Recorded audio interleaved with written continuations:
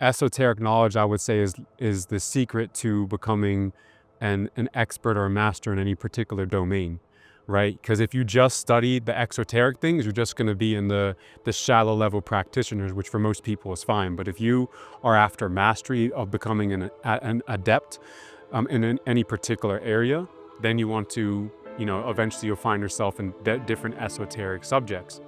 The irony that so many spiritual people, I feel, are missing is that the more you develop this healthy amount of logic, not that logic takes over your whole personality, but that will translate to your spiritual growth and development.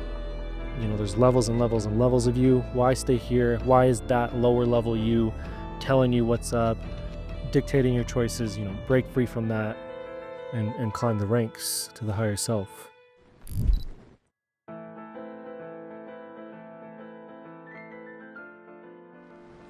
So, Brother Ben, how can we get into esoteric subjects and not get ungrounded?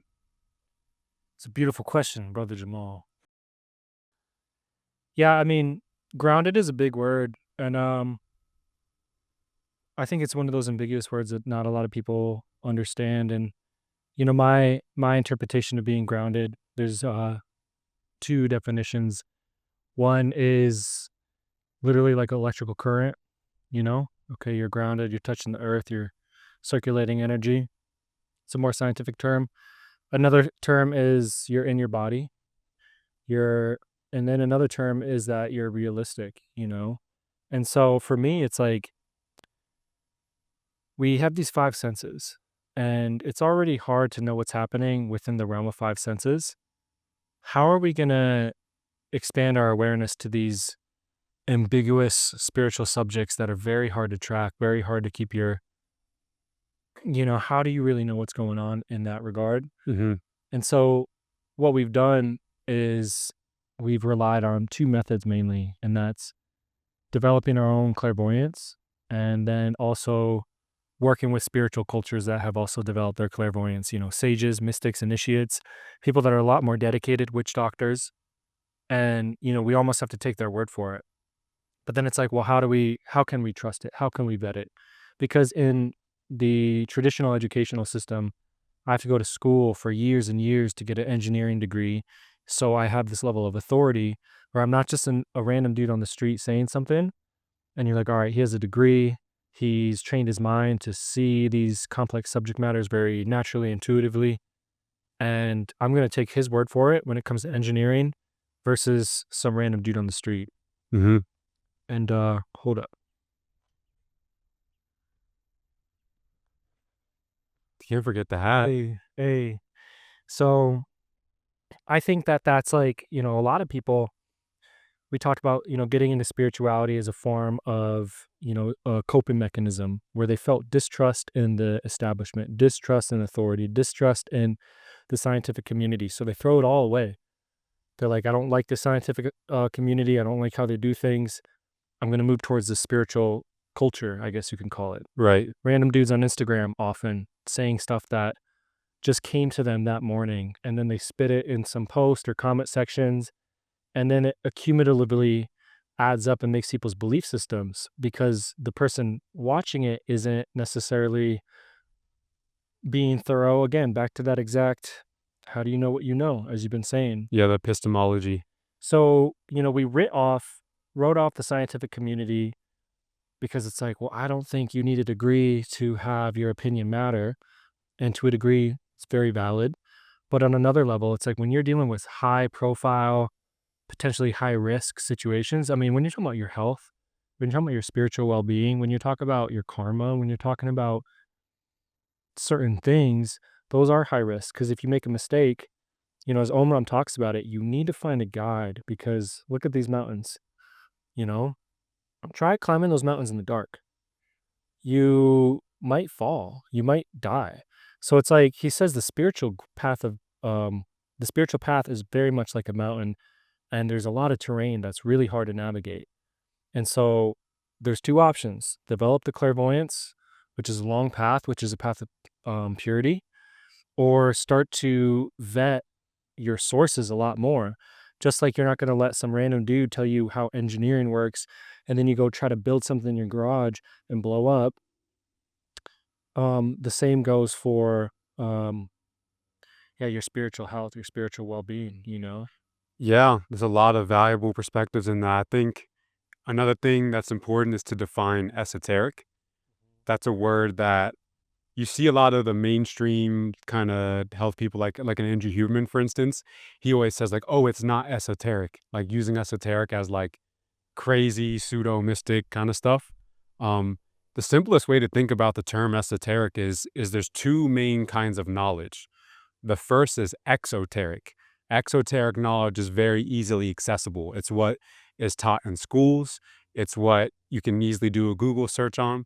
Whereas esoteric knowledge is in any particular domain. It's the hidden knowledge only known by the top experts within that field. So that's one element of esoteric and defining what that is. And also you could define it as knowledge which in order to obtain, you have to go through significant initiations to obtain it. It's not something you can just easily get, but you have to go through life experiences that then lead you to acquire that particular knowledge.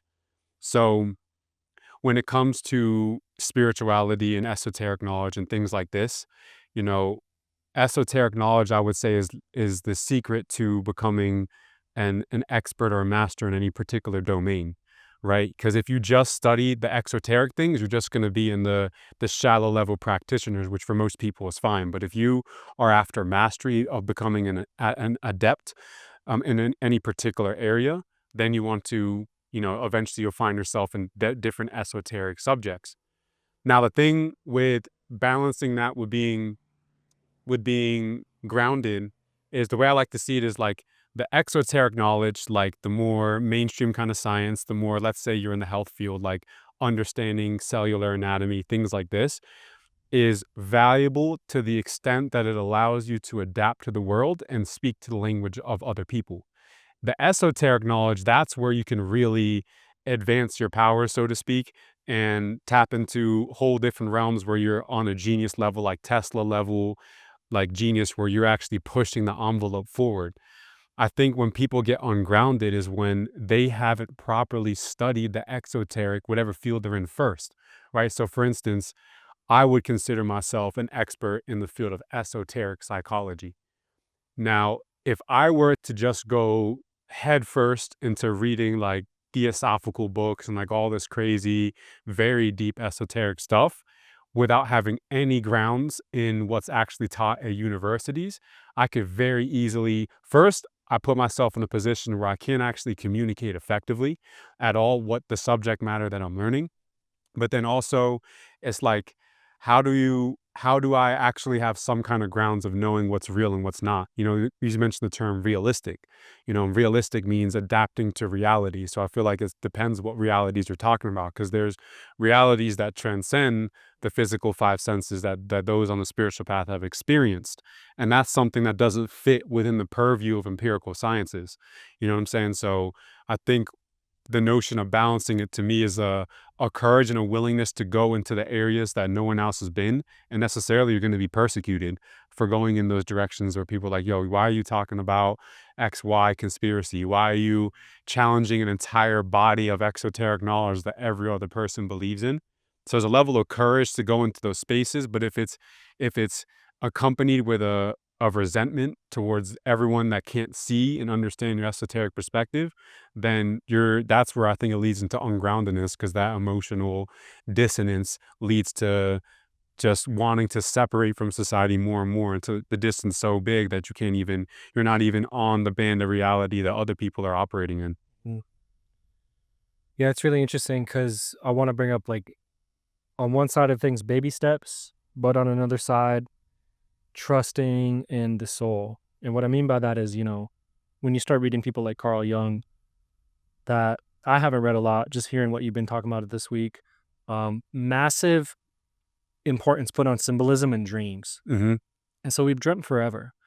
And there's been this existential, this, you're like tapping into these different things all day. And in other cultures, they put a lot of value on that. And so from the jump, they allowed you to kind of get into those spaces of like wondering what's up, what's beyond the surface of 3D reality. But on another side of that, I want to talk about baby steps, where realizing like there is a practicality to life that helps you out when you realize like, okay, what is really important for today?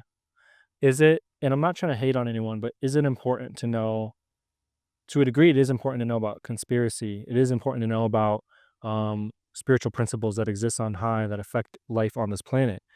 But then it's like there's more pressing situations. So, what are you doing to ensure that your needs are being met, that your impact on other people is healthy and clean? What are you doing to make sure that, these callings on your heart are getting moved forward rather than getting lost in the sauce in this very existential imaginative plane, Hmm. It's very easy to, start to daydream, especially when the world, again, back to this other side, not the baby steps, but this deep awareness that there's something spiritual going on. When the world cuts that off, we feel almost gaslit, and we feel it's extra important to go into the spiritual gnosis and curiosity and exploration Hmm. because we're so pushed down, pushed away from it. We're like, well, obviously it matters. Obviously there's more to life. And so, yeah, like, um, as Omram talks about, he talks about summits and valleys. And valleys in this way has to do with being in the world of the world. Summits has to do with, being above the world. Yeah, not of Be- it, as Jesus says. Yeah. Yeah, being above the influence, above the Maya, the illusion and negative influence, above the games that they're playing that keep you looping. Definitely getting into both in a healthy way, but knowing your windows. If you, have a little weekend where maybe you take some mushrooms and go into nature and have this deep soul experience, that's one thing. It's probably gonna be very valuable on one level. And then if you did that every day, would that take you away from your daily life being in the valley? Like, again, are you foraging all your own food? Are you like eating honey out of beehives? You're not. So it's like in modern human life, we have these certain needs, and to of neglect them and avoid them, overly emphasizing the esoteric and spiritual concepts, you end up, like we were talking about the other day with that pimp. He's like, if you put a woman above God, you lose both. Hmm. And it's like, well, having a physical body, if you get rid of, the physical well-being for spiritual concepts, if you put a woman before God, you lose both. If you put spiritual idealism without earthly practicality and responsibility, what happens when, your nervous system is super unregulated and you can't function like a normal human or animal should function? What happens when you're broke? You're going to be super stressful. You're not going to have resources to manage so well. So it's like the esoteric is very important because there's a logic to understanding we do live on that plane. How do we have mastery on those different planes, law of attraction stuff and whatnot. But then there's also physical laws that we ignore as well. Yeah. And I think it's healthy to kind of swing hard in the other direction. Like the way I like to see it, not to get all like in the spiritual classism, but spiritual awakening is a genuine thing. When you have a certain degree of mystical experience, for a lot of people, psychedelics is their first like entry door into that. There's many different entry doors, and we're going to have more in-depth conversations around psychedelics in the future. But once you have that sort of breakthrough, when you realize, wow, there's more to reality than what I was taught, than what meets the eyes, then it's there's all the different people that have yet to experience that might be in your family, that might be in your immediate circle. You already start to feel ostracized to a degree because now you've experienced a certain degree of gnosis that cannot easily be translated to other people. And I think it's very healthy to be swinging. Hey, and That's tough. I think it's very healthy at a certain degree of your own like journey to swing in that other direction of like, wait a second, if this was hidden from me, what else was hidden from me, and go in that direction. But like a funny archetype you'll run into in these so-called conscious communities is that the person that will sit you down and tell you about all the craziest, yo, hollow earth, yo, they're doing this, chemtrails, da da da. And you look at the person, they're like in not good health at all. Like you can tell they have no embodiment practices whatsoever. Yeah. And it's like, how am I supposed to believe all these crazy things that you're saying? And you're just not grounded and in good health, just on a physical health level. You'll recognize them by the fruit of their labor.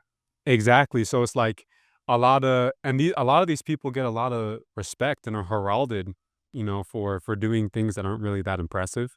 And then it becomes like How a bit much of a Yeah. go ahead. How much time do you spend online? Oh, that's impressive. Yeah, it's like They're just like on the rabbit holes, chronically online through the rabbit holes. It's like, what's impressive about that? Why are we applauding that? Why is that noteworthy? So I think to me, a big aspect of it is if you have been blessed to go through that experience, a spiritual awakening, which really shouldn't be romanticized because this shit isn't fun all the time. And like, that's a whole other topic. But if you are blessed to go through that experience, then we have a responsibility of application. Yeah. If you have access to all these things, I think, and it's okay to not apply it immediately. Like the artist goes into its own cocoon, and it could be many years where from the outside it looks very selfish. Like, yo, what do you do? You're just only in your thing. And they emerge as a butterfly with all these gifts to give. So I think it's natural to go into your own like enclave and like be in hermit mode as you're building something. But the esoteric studies should always be in the direction of application. You know what I mean? I called this in my second book, The Three Human Energies, I call it the reclusive trap, which is when you go through that awakening and you have the hypersensitivity, there's the instinct to think that, oh, if I'm going to go to an ashram and be around all these like-minded people that also have experienced the sensitivity, then and go into reclusive mode, then I'll be able to finally, tap into the creator in a new way and all this kind of stuff. But it's a trap. It's like a Chinese finger trap. I like to give the metaphor because by pulling out from society, you think you're freeing yourself, but you're actually constricting your own growth. And unlike it, paradoxically, your energy needs to go back towards society, back towards all the esoteric subjects you've studied. How are you applying it in the world? And like, I think a great example, we can look at different historical figures like a Steiner. Like the things that Steiner has created in his lifetime, he didn't just study some wild shit, hide, and never produce anything. This man Yeah. pioneered an entire new philosophy called anthroposophic medicine, or anthroposophy. Underlying his very first book, it's called The Philosophy of Freedom. He actually outlined a entirely new epistemology. Epistemology of philosophy is theory of knowledge. How do you actually know what you know? He outlined a whole new epistemology that includes the spiritual sciences. No one's done that before in the way that he did it. Yeah. He did that as the foundation, and then he built out so much on top of it. He created new forms of architecture, medicine, dance, the Waldorf schooling. That's what he's most well known for. That is excellence. That is what I would like to see more people doing within the so-called conscious spiritual communities. Is like, why are we just playing these status games of who knows the more, the crazier conspiracy games and things? Say the more. And Who can assume and claim the more? It's not who knows more. at this point, it's a status game. When you're just doing that, it's like, I would like to see more application, and there are people doing that. Like, what's that dude who like created the gasoline from Yeah. plastic? That young man in ATO. Yeah, like that to me is like he clearly went through his own spiritual awakening, awakened to things on the side of. He was in Kemet back in the day. Oh yeah, my man's was deep. So that's why I think again it's about pull this spectrum. Everything is so spectrum based, And we're talking about mountains and valleys. And I want to play a little bit of devil's advocate to what you said because it's nuanced. Because if Steiner was only chilling in the valleys, you're saying like at least he was out here in the world putting in work. 100% true. But he had to go into his study and his solitude, and he had to energetically cleanse himself.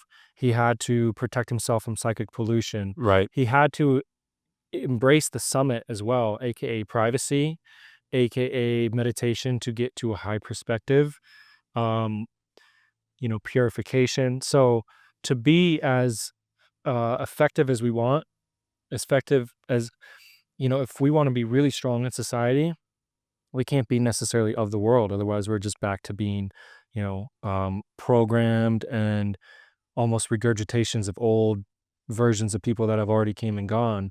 So to craft ourselves into just more of an effective, clean, empowering avatar, you definitely need to get into solitude. And that's the summit. Again, the summit to see everything 360. It emphasizes like high awareness. Because again, if you're out in the valleys overly, again, they say it takes about 7 repetitions for you to start to believe something as true. So I could say, Jamal, the sky is blue, or actually that might be true. The sky is red. Yeah. And after a few times, especially when it's coming from a few people, the subconscious doesn't argue it the same way. It doesn't say, I don't know if the sky is blue or red. It's going to say, I think it might be red. Yeah. So again, if you're overly in the valleys, just the amount of uh, repetitions, the volume of opinions that come at you, the subconscious, again, we don't have the aura and we don't have the intellectual alchemical skills to protect ourselves. And then I want to switch subjects. So the other day you were talking about physics, chemistry, math, and what was that other one? Biology. Biology. And so spiritual people, again, often spiritual people, they write off the 3D. They're like, fuck the 3D, I don't give a fuck. This is like, they very much undervalue it. Forgetting this very famous, I think it's it's definitely one of the Hermetic principles, as above, so below. It's Yeah. like, well, Law of who do you correspondence. think made this stuff? Yeah. Who do you think made an atom work that way? Who do you think made a tree to grow that way? Who do you think made gravity to act in this way? So it's like you have to start to understand there's a sacredness to what you consider mundane, materialistic point of views, because what is reflected on the highest is also reflected on the lowest. So, it's how you look at things. It's not just what you look at. It's like, if you're quick to say that's not valuable because it doesn't trigger my esoteric sensor enough, that's because you're lacking real spiritualized point of view. And that's what Omram says. When we continue to look at things on a material point of view, we lose out. When you can start to make it a spiritual point of view to look at that rock, well, that rock isn't just what it looks like. There's much more reality Yeah, to it. that's what gives perspective. Which, speaking of the valley and the mountain metaphor, another one that a story he's told many times to emphasize this point is it was something along the lines of like, imagine there's a house and someone pulls into the driveway, and there's a scientist, world-renowned Nobel-winning scientist that's inside of the tree or inside of the house, but they can't see the driveway; it's out of their view. And there's like a 7-year-old, and the 7-year-old is able to climb up the tree, and then the scientist can't see. He has to ask, "Hey, like John, like can you see John? Can you see the Tell me what's happening. tell me what's happening?" Because he has the perspective. So even with all the intellect and everything, if you're not able to rise above, you don't have the perspective. So I think that's a beautiful When things metaphor, block your view. Yeah. you know? And another thing that I want to add to this topic of being grounded in esoteric subjects is the importance of a master, a spirit following a spiritual master. You hear us reference Omram all the time, and the term master, there's some very, very deep reasons to why the Western mind has so much resistance to the notion of the master. Even when I've used that word in the past, people think like slave master. That's the way what they Or just associate. like cult guru, Yeah, like, and there's a lot of resistance to that's a great subject in the future as well, guru worship and all of that. But a simple way to put it is like with these spiritual realms, we have to become like spiritual scientists, right? And we could say that the whole Aquarian age, if you want to use that term, is asking us not to be in the Piscean, just have faith and be blind faith and just trust and rely on the heart solely. Now we're being asked to become spiritual scientists, to actually practice self-verification. You hear these things, but you don't know until you've truly experienced it, that then you can, and when you speak from that, that's a place of wisdom. That's the difference between wisdom and knowledge. I'm mentioning all of this because if you want to excel in any domain, like take spirituality aside, let's say that you want to become the best basketball player. Let's just use that as sports as a metaphor. If you want to become the best, you study the best. You study someone that's way ahead of you, that's performing at an exceptionally high level, and that can teach you so much, right? Same thing in the various different material sciences.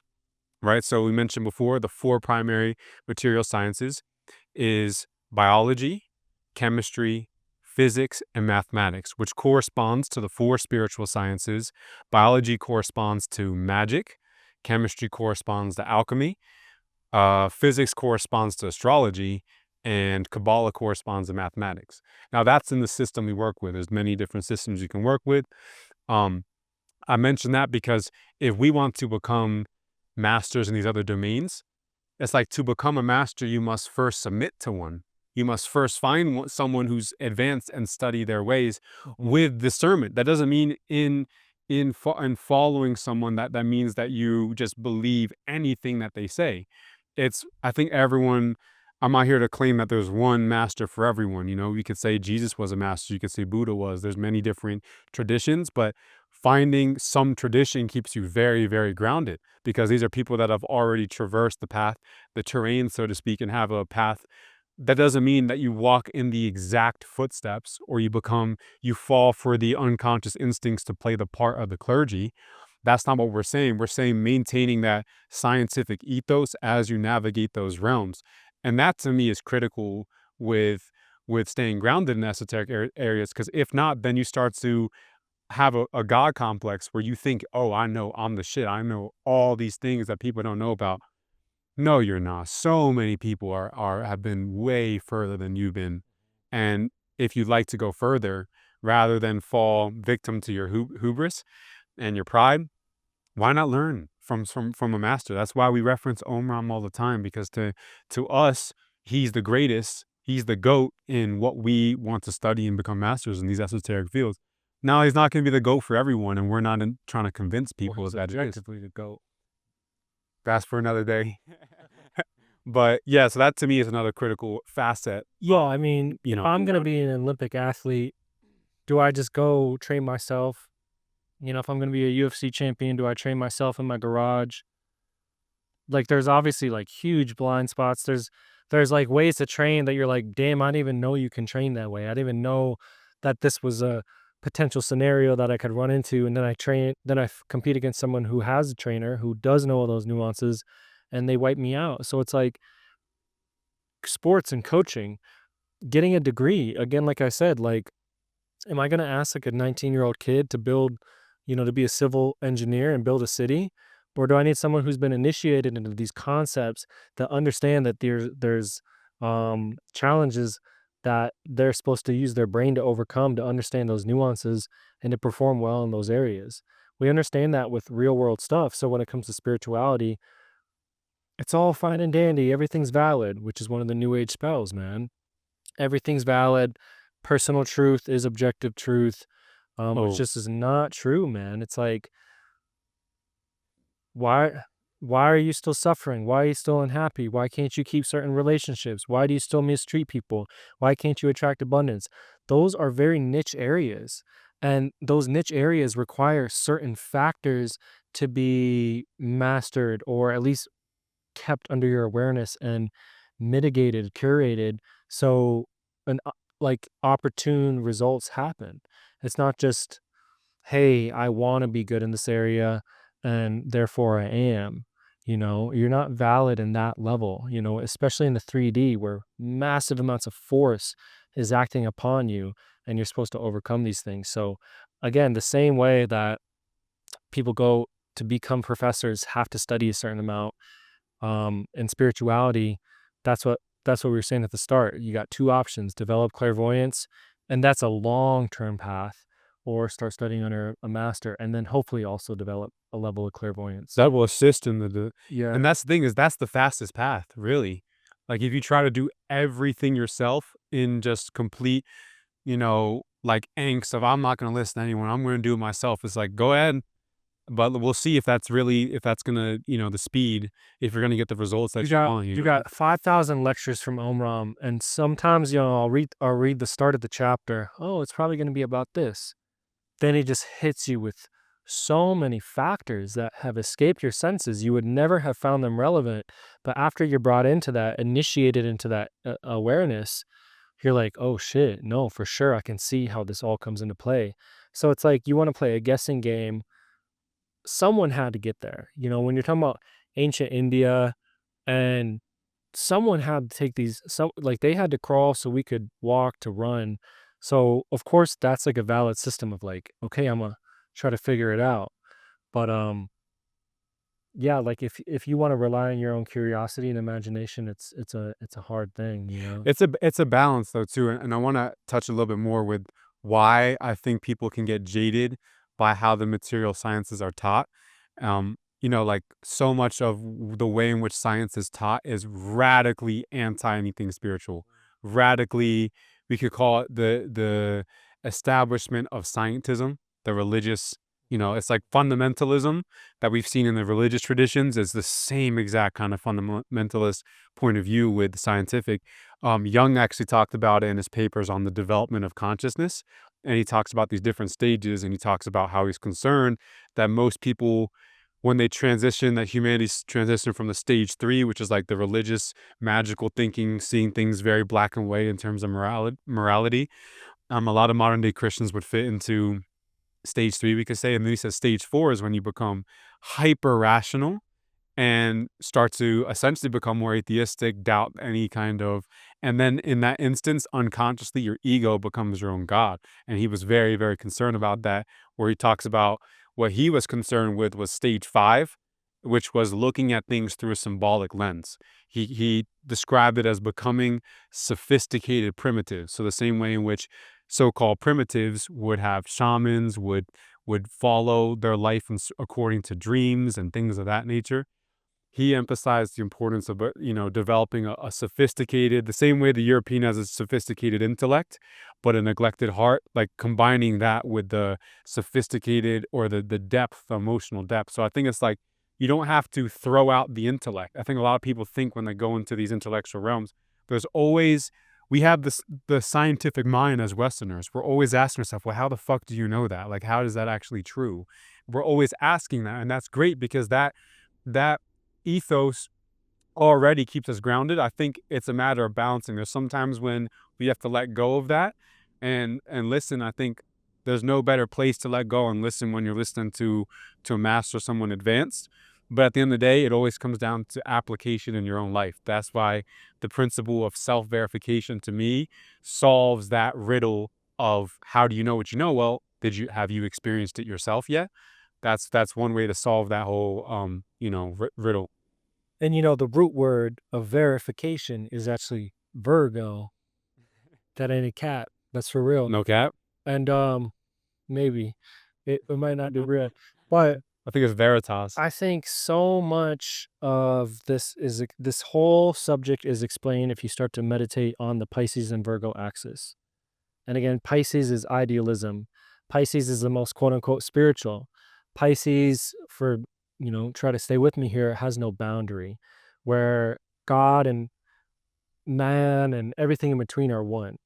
Well, in other dimensions, there's somewhat of a separation between entities. I'm not you, you're not me. On one level, on a spiritual level, yeah. But on a 3D level, obviously we're different entities. So Pisces has this like hyper idealism, sees the spiritual truth of things, but does that necessarily translate to the 3D? Again, I just love watching MMA, and it's like how many dudes felt from the start that they were meant to be the champion. Mm-hmm. Everyone feels that way. Like literally 99% of the athletes feel that way. But then on the Virgo side, there's methodology, there's cause and effect, there's severity of consequences. So if you don't want those consequences, don't make those choices that curate those conditions that manifest those consequences. Mm-hmm. So Virgo is just this thorough sign. And then on Pisces, it's hyper idealistic. And you need both of them, the idealism and the spiritual connection to our brothers, to our sisters, to all things, living in a level of super consciousness so we don't get wrapped up in the Maya. But at the same time, I love this quote: the illusion exists to serve you. You don't exist to serve the illusion, knowing that like, okay, I'm here in 3D matter and God wants a certain level of mastery. That's why I'm here.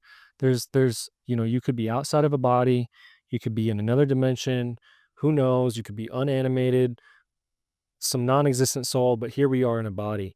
So Hmm. it's like enjoying the sacredness to it. And then the irony that so many spiritual people I feel are missing, is that the more you develop this healthy amount of logic, not that logic takes over your whole personality, but that will translate to your spiritual growth and Yeah, development. absolutely. I think the last thing I'd like to add on the subject, I was speaking to before, the whole archetype of the conspiracy theorist who's just in like terrible health and not managing their body. I think there's a misconception. It was actually in the daily meditation today from Omram, um, that when you awaken to the reality and value of spiritual work, that there's like a tendency to regard the matter as being imprisoned in matter. Like I'm trapped in this body, and if only I can minimize its influence on me, then I can just focus exclusively on my spiritual work and advance. Um, and a counter perspective I'd like to offer to that is that the our matter is an instrument, a tool to do our spiritual work on earth. And the same way in which we have a house in which we live, if it's not properly maintained, you have all these odorous elements or odorous smells, and it starts to attract different kinds of pests, and it's unorganized and all over the place. Our body is the same way. It requires maintenance. And when it's left cleanly, you attract beautiful company into the vehicle, so to speak. So I mention all of this because an essential element at the end of the day is also finding those practices for you on a just concrete physical level that keep your body in great health. And when you're in that great physical health, it translates to the astral, having that hygiene emotionally translates to the mental clarity, the purity. And I think when you do all of that with the intent of having the idealism of wanting to make a significant impact within your lifetime and still maintaining that logical, scientific, explorative, but like, how to actually know that ethos. I mean, the combination of all of that, they're destined to do beautiful, incredible things. And, I think these perspectives we're hoping will inspire many brothers and sisters alike to stay on this path of self mastery and bring incredible works, fruits of their labor upon this earth. Yeah. Yeah, I want to end with just my final insight is there's respective planes that we live in, and the esoteric interest is attracting us to those planes, mental body, astral body, spiritual planes. And again, a lot of people feel okay, they're not getting addressed in their schooling system, in their upbringing. Not even religion is addressing these concepts, at least clearly. And so there is a logic to employ, there is a realism, there is a mastery to employ with the mental plane, like it's not unrealistic to know that controlling your thoughts affects your vibration. Your vibration is affecting to a degree what's manifesting in your life. That's not illogical. But what is illogical, what is non mastery, is just getting lost in not addressing each respective plane with the attention and the care that it deserves. Hmm. And then the next thing I want to share is again, learning how to normalize both of these sides of Virgo and Pisces, learning how to normalize esotericism weaved into your life, but also normalizing reason and logic and practicality, and knowing valleys, summits, practicality, idealism. There's certain times that you should be incorporating both through the day. There should be a time meditating every day where you go into a transcendental space, but then there should also be a lot of focus on these other things, on practicality. So there's times of the month that you want a 3-day break. There's times of the year you want a week break. There's times of the day you want an hour break, and then you're back to it, but not necessarily getting caught. And again, one of the shadow sides of Pisces, if we're going to talk about that, is escapism and wanting to return to the void. Yeah. Like I don't like this world. Let me disassociate and cope. And again, we don't ever want to feel stupid. So when we get into escapism, we validate it with, self-righteousness. Well, That rationalize it. so much better than this world. They're all so evil, So not letting that ego determine what's good, because it's like, there's levels and levels and levels of you. Why stay here? Why is that lower level you telling you what's up? dictating your choices, break free from that and climb the ranks to the higher self. Amen. I think we'll, cut it on that note. Yeah, and I also want to say that it's been a fun first season. Oh yeah. Season 1, episode crazy. 9. That's wild. That's crazy. Yeah. From the vortex of Sedona. Farewell. Farewell, beings. Salute.